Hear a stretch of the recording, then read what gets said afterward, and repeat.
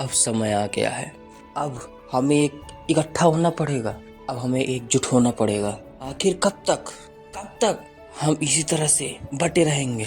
धर्म, जात, आखिर कब तक? ये आतंकी हमला जो हुआ है, उन्होंने जाति नहीं पूछी है, उन्होंने सिर्फ धर्म पूछा है। हिंदू हो कि नहीं?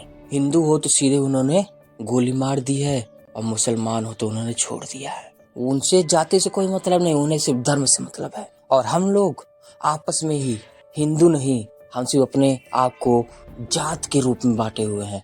मैं इस जात का हूँ, मैं उस जात का हूँ, मैं इस जात का हूँ, मैं फलाने जात से हूँ, मैं इस जात से। आखिर कब तक ये सिलसिला चलता रहेगा?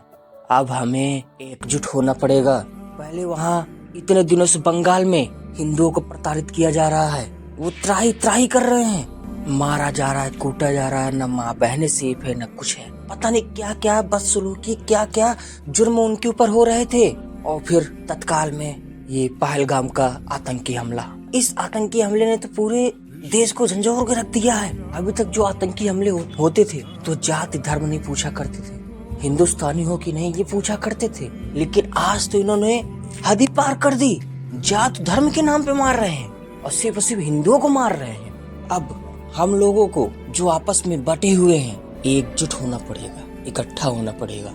और ये जो आतंकी हमला हुआ है, इसके खिलाफ हमें एक्शन लेना पड़ेगा। सरकार से गुजारिश करनी पड़ेगी, और सरकार इसके खिलाफ जो भी एक्शन लेगी उसके साथ हम लोगों को खड़ा होना पड़ेगा, ताकि जिस लोगों की ये साजिश थी हमारे देशवासियों को मारा है, उसी तरह से उनको भी मारा जाए। हमें एकजुट होकर सरकार के साथ खड़ा होना पड़ेगा। इसके चलते मोदी सरकार ने एक्शन तो लिए है, लेकिन इनसे कुछ नहीं होने वाला है। इससे भी बड़ा कुछ करना पड़ेगा, इससे भी बड़ा कुछ एक्शन लेना पड़ेगा, तब ये आतंकी शांत होंगे। इनके खिलाफ कुछ बड़ा एक्शन लेना पड़ेगा। अभी जो 5 एक्शन लिए गए हैं, सिंधु नदी बंद की गई है, उच्चायुक्त बंद किए गए हैं, अटारी बॉर्डर बंद कर दी गई है, लेकिन इससे भी बड़ा करना पड़ेगा। और जहाँ तक मेरा मानना है, ज्यादा नहीं, सिर्फ हफ्ते या 10 दिन के अंदर मोदी सरकार इनके खिलाफ एक्शन भी लेगी। लेकिन यहाँ पे थोड़ा सा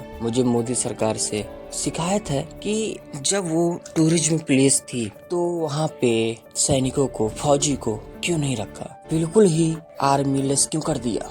ज्यादा नहीं तो 2, 4, 10 ही वहाँ पे खड़ी कर देते तो शायद ये चीजें नहीं होती। लेकिन आपने तो वहाँ पे बिल्कुल ही आर्मी ही नहीं रखी। अगर वहाँ पे 2-4 आर्मी वाले भी होते, 2-4 फौजी भाई भी होते, तो शायद ये घटना न घटती भी तो इतनी दर्दनाक नहीं होती। जो हो गया उसको तो हम वापस नहीं ला सकते, जो चले गए हम उनको वापस नहीं ला सकते हैं। लेकिन ये घटना हमें ये सबक देती है कि हमें हिंदुओं को अब एकजुट होना पड़ेगा, क्योंकि हिंदुस्तान हिंदुओं का है। बाकी अदर मजहब वालों को यहाँ से भगाया जाएगा तो वो कहीं न कहीं शरण ले लेंगे, लेकिन अगर हिंदुओं को ही हिंदुस्तान से भगाया गया, कहीं भी शरण नहीं ले सकते हो, क्योंकि हिंदुस्तान के अलावा हिंदुओं के लिए कोई देश है ही नहीं।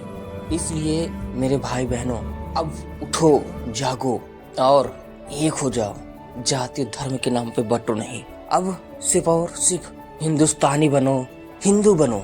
हमारे साथ सरकार खड़ी है, लोग खड़े हैं, अब सिर्फ हमें साथ होना है। अगर इसी तरह बटे रहे तो देख लेना, एक दिन जरूर आएगा हम जिस तरह पहले गुलाम थे उसी तरह से रह जाएंगे। न अपनी रक्षा कर पाएंगे, न अपने माँ बहन की रक्षा कर पाएंगे। तो दोस्तों, मेरे भाइयों, अब एकजुट होना पड़ेगा। अब अपने आप को बटने से रोकना पड़ेगा, अब अपने आप को एकजुट करना पड़ेगा।